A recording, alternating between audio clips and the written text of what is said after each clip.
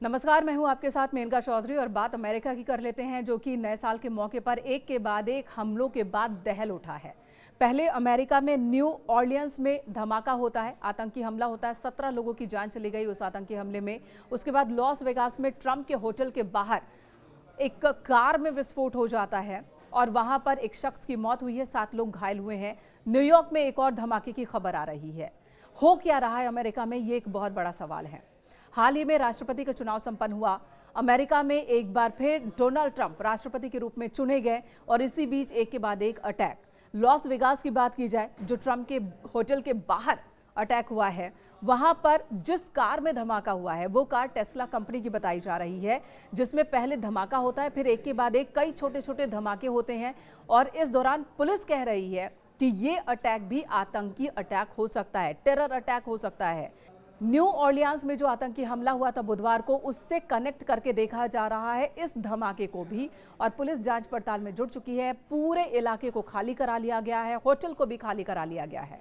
आपको याद होगा कि पूरे राष्ट्रपति चुनाव के दौरान टेस्ला के मालिक एलन मस्क ने डोनाल्ड ट्रंप की तारीफ की थी, उनके लिए एक तरह से प्रचार किया था, उन्हें आर्थिक तौर पर भी मदद पहुंचाई थी। और चुनाव में जीत के बाद डोनाल्ड ट्रंप ने एलन मस्क को बहुत अहम जिम्मेदारी दी अपने कैबिनेट में।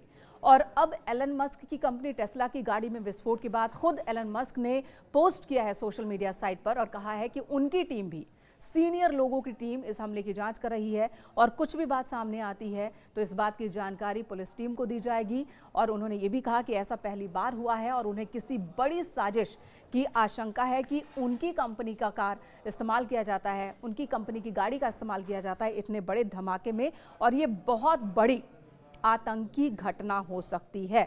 पुलिस भी इसे आतंकी हमले से ही जोड़कर देख रही है और न्यू ऑर्लियंस आतंकी हमले के कनेक्शन को भी खंगाला जा रहा है। वहीं ये भी खबर है कि जो बाइडेन, जो कि इस वक्त राष्ट्रपति हैं, उन्हें भी इस हमले की जानकारी दी गई और व्हाइट हाउस की ओर से भी ये पेशकश की गई है कि किसी भी तरह के संघीय मदद की जरूरत होगी जांच पड़ताल में तो वो मदद भी व्हाइट हाउस प्रोवाइड करेगा ताकि इन हमलों की जांच हो सके। डोनाल्ड ट्रंप के आखिर होटल के बाहर ये धमाका क्यों होता है, उसमें भी टेस्ला की ही गाड़ी का इस्तेमाल क्यों होता है, कई बड़े सवाल हैं। और इसी बीच न्यूयॉर्क में धमाका, न्यू ऑर्लियंस में धमाका, इन सब की अब गहनता से जांच हो रही है। लेकिन एक सवाल जरूर बन गया है कि वो मुल्क, वो देश जो कि बहुत सुरक्षित माना जाता है, जहां की सुरक्षा व्यवस्था की तुलना दुनिया में किसी भी देश से नहीं की जा सकती, ऐसा कहा जाता है, वहां पर चुनाव के दौरान भी अटैक होता है। चुनाव के दौरान भी डोनाल्ड ट्रंप पर 2 बार जानलेवा हमला हुआ और अब चुनाव के बाद भी एक के बाद एक अटैक, तो इसके पीछे आखिर है कौन?